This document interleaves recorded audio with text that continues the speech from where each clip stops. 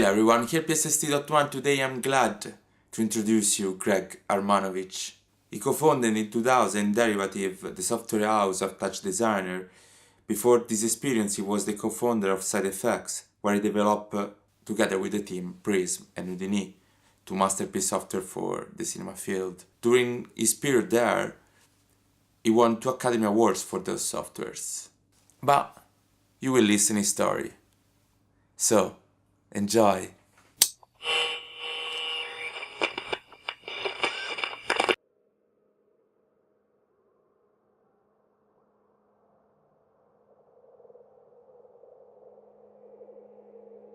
You are the mind behind TouchDesigner. Why did you choose to design a software like that? I really wanted to make tools that were kind of general tools for artists. Like all of our TouchDesigner users are craftsmen in some form, and we just wanted to make the best tools for artists. It's really influenced a lot by the kind of art that I've been exposed to in my life. You know, my background is in engineering. I have a degree in physics and mathematics and a little bit of psychology. And I started off in the aerospace industry, and I worked on simulators for training pilots, airplane pilots. So simulators for training pilots is really real-time graphics with real-time controls. So, but that was all for the kind of engineering world. But all along, I really wanted to make tools for artists, because when I was growing up, I was always looking at like experimental film from the 1960s and 70s, which is all done on film with all sorts of weird chemical processing and stuff like that, making really crazy abstract stuff. Films like from, I guess, John Whitney and Harry Smith and Stan Brakhage, these kind of American filmmakers, and Michael Snow as well. I had always my eye on that, and I was trying to figure out if I had a computer, how would I do that with a computer? I was also very influenced by the films of Norman McLaren, who's a Canadian filmmaker, and a lot of his films were made very mechanically, step by step, with some very ingenious techniques. So again, I look at that going, wow, that's amazing, but if I had a computer, how would I do that? So at one point in time, I was just sketching things out, how it would be done. And then after I left kind of the world of aerospace, also I got very sort of deep into the music of the time kind of thing. So I come from the generation of Jimi Hendrix and Led Zeppelin and Soft Machine and some of those, you know, wild rock originators, and then following that, listening to the sort of like avant-garde jazz and the electric jazz of Miles Davis and Weather Report and Herbie Hancock and all those kind of really amazing American musicians. And so, you know, like having listened to music in that way, I always think, okay, they're making music that way. They have certain tools, which at that time were becoming electronic somewhat. So analog synthesizers were around then, and those jazz bands were using synthesizers a lot, and I was very fascinated by that. And I'd fooled around with a few of them, like the ARP 2600 and the Synthy and a bit of Moog. And so that formed a little bit an idea of how people make sounds at the time. So this all kind of builds up, and also like Montreal, where I grew up, is in the vicinity of New York City. So New York and Montreal there's kind of like a lot of flow between the two cities, both economically and culturally. And so I'd gone to New York a couple of times, and then I started to really like the painting I would see in galleries in New York City. And the paintings, of course, were very international.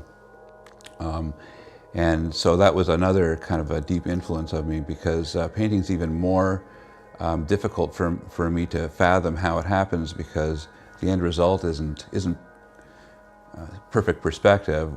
The end result is very kind of a rough and unnatural, but it's still quite beautiful and interesting.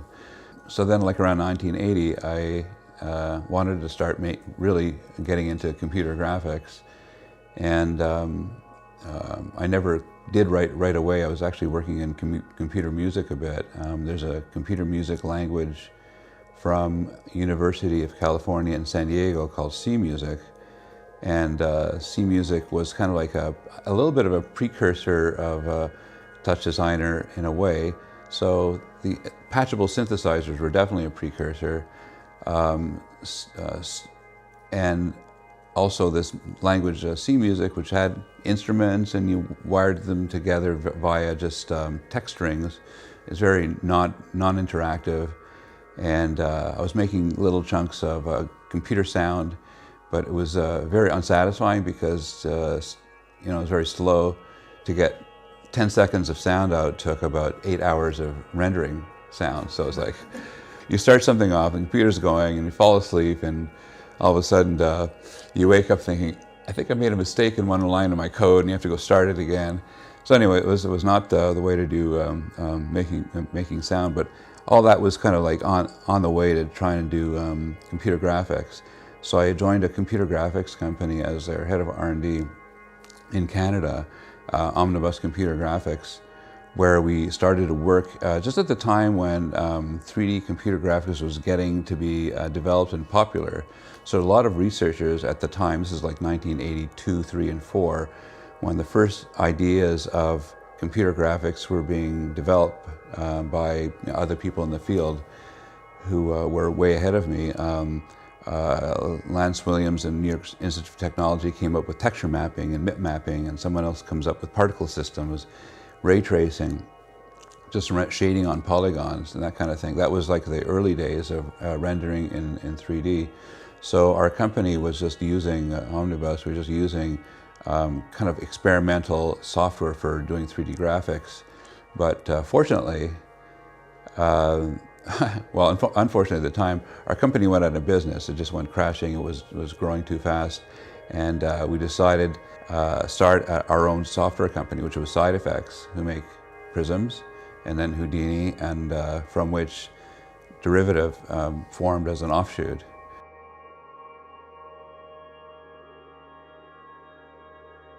And did you do Houdini immediately after?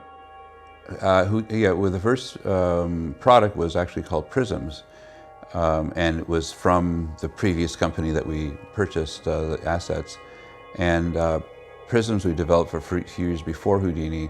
So right in Prisms, though, was the first idea of procedural operators, like you see in TouchDesigner, the nodes. The first nodes we made were actually for surface operators for 3D. So we followed the same kind of idea as in patchable modular synthesizers. They're operators that you kind of wire together on screen and you get pictures right away. So it became very popular in Hollywood because before then people are using just scripting and offline batch rendering and stuff like that. So in Hollywood, a lot of the production companies realized that this was a better way to work. You tweak a parameter, you always see a picture. You tweak a parameter, you see a picture. Interactive development of prototyping ideas. So that's kind of how we got going in the film industry. But then at that point I was doing VJing with Prisms as well.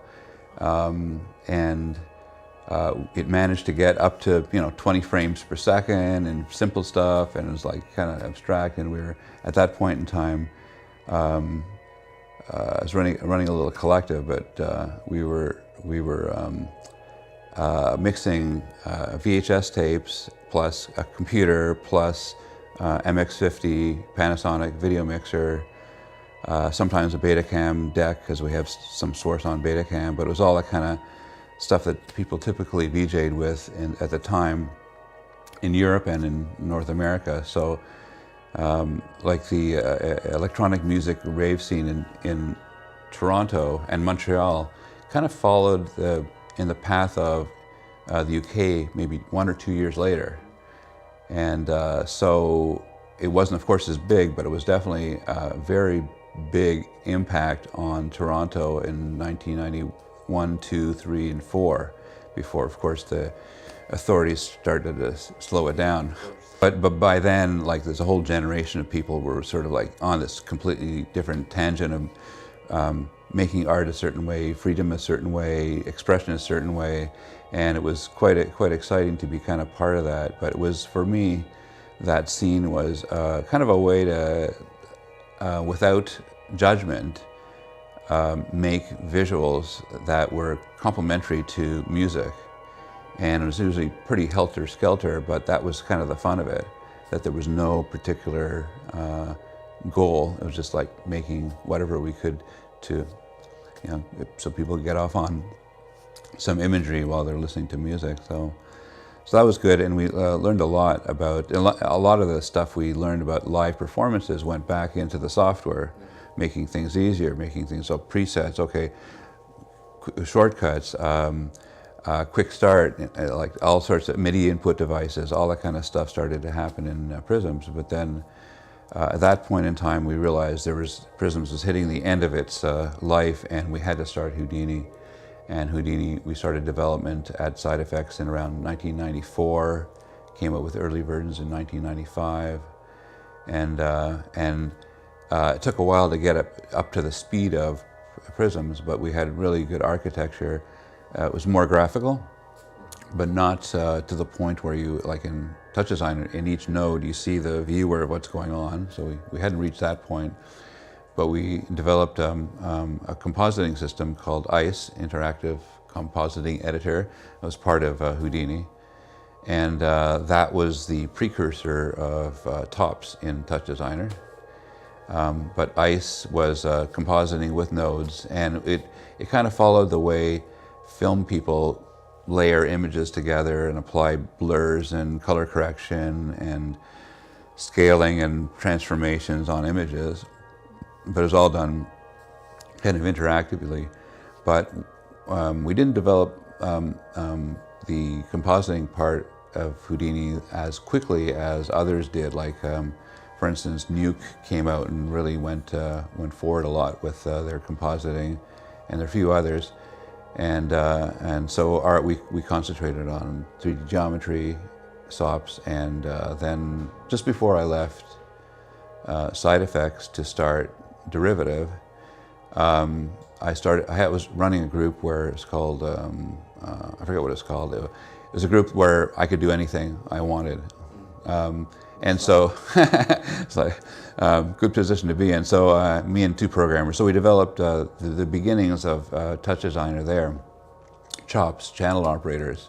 So chops were the most analogous to music synthesis, because it's basically samples of numbers that go out channels to speakers or controls of other things. But so I developed chops as a way of simplifying the way to perform things live.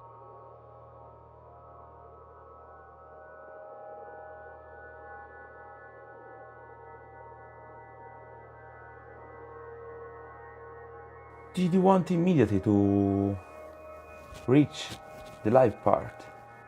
Had you an attraction on this part? My complete attraction was to go towards live performance. You know, right from even the first day of Prisms to Houdini, the electronic music scene, and then starting Derivative, and when it was all pushing in that direction. But at the time, you couldn't do live visuals as much as you could do live audio, because live visuals need a lot of compute power compared to sound. You have 1 million pixels on the screen. You have to calculate for 1 million pixels every 30th of a second. For sound, it's much less. So, but like around 2002, the computer graphics cards for gaming started getting more and more powerful, like from NVIDIA and ATI, and that was the turning point, because at that point we completely redesigned our compositing engine to be running on the GPU, and that made so much possible. And so that kind of broke down the barrier, so we could do 3D and compositing with audio and all sorts of stuff on in real time on a PC with affordable graphics card. So that was around 2002. Then we made contact with Richie Houghton somewhere around that time. I'd gone to a lot of his electronic music performances, and he invited us, after a while, he invited us to participate in the Plastic Man 2004 show at Mutech.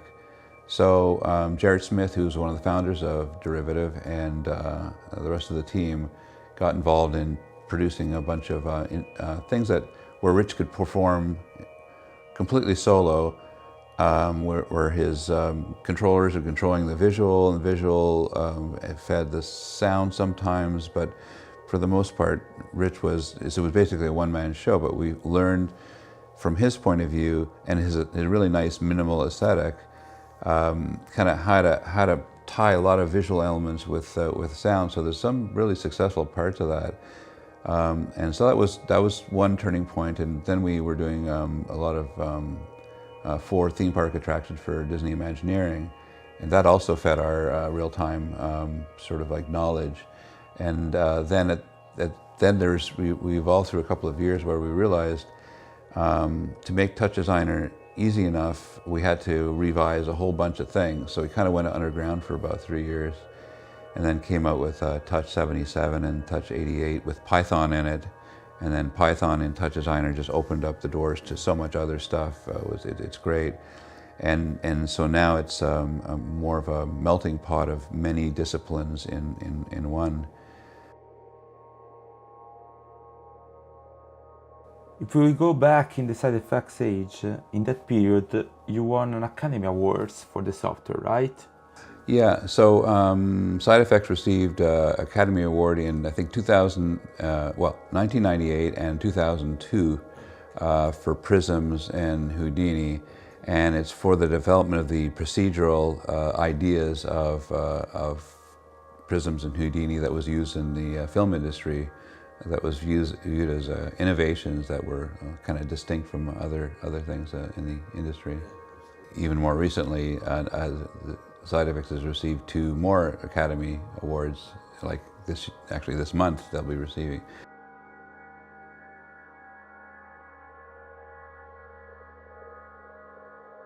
When you start to design TouchDesigner, and after all these years, was already in your mind all the different applications that you can realize with your software?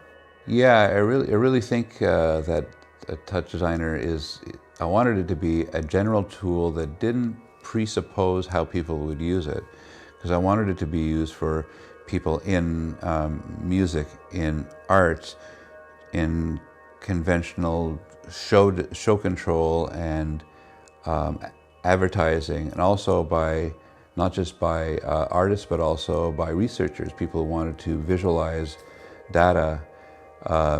And also I wanted to kind of span age groups as well, from younger kids to older kids. So some of the earlier projects involve kids using TouchDesigner with elders and so on. And also knowing the art of the world, I wanted it to be kind of generally, culturally neutral kind of thing. So we just want to support the craftsmen who are making art digitally. So that means touch has to be kind of very stripped down to the very simple elements. We see the operators in TouchDesigner almost like the periodic table of the elements. Every element in the periodic table does something different, and there's no commonality. And they're combined to make molecules, and the molecules are what the powerful things that form life. So we wanted to start off with being very elementary in TouchDesigner operators, so everything's kind of generic. And then from there, this is where the richness comes out, is people build components out of these parts, and then these are higher level tools. How much is important the community around TouchDesigner that grew so much during the last years? Yeah. So yeah, the community has grown a lot and diversified a lot the last couple of years, and you know, thanks to the work of Isabelle Rousset and some of the other team. It's really the community has a huge impact on what we do as a company, because as a small company we produce the tools, but we don't produce the applications made with it. So everything we see that the community does kind of has a little bit of a effect on what we choose to do next, because although some amazing work is made, sometimes it's made with a little, you know, with some difficulty in TouchDesigner. So we just kind of go back and say, okay, if we just do this one thing, then that'll be easy. So everything's about making certain designs easier to make. I really appreciate how much the community teaches each other, because you know, we can only teach so much as 15 people, but the community's really taken it on to kind of like nurture the newcomers and fill in the gaps that we leave, and inspire the other people to use TouchDesigner in you know, different ways. So in a way, it's almost like an apprenticeship system. It's like the more experienced ones teach the less techniques and so on, and things grow a lot more because of that.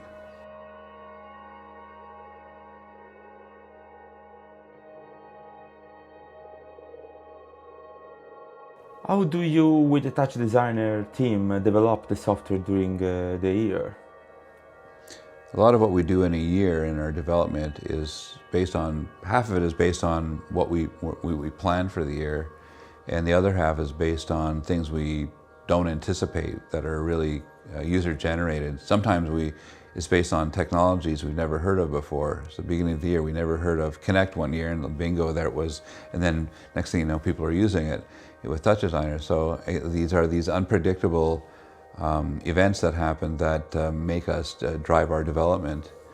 But we also plan very carefully our next steps of the product, partly to extend the features and partly to simplify things. And there's always things that our staff come up with that go, okay, if we did this, that would be easier. Yeah, and I, like personally, I spend a lot of time developing silly tools just to see if the software does what I think it does. And I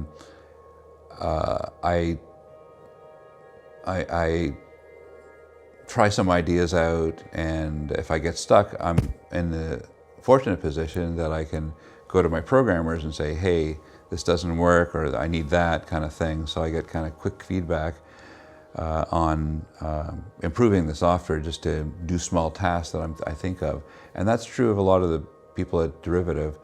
Most of us are developing tools for certain purposes. So the first line of testing is done by our internal team, and then we kind of let things out into the community a bit and see how things go there. And then we refine it and then polish it up. But I think for me, because I'm not coding anymore, I used to program, not anymore.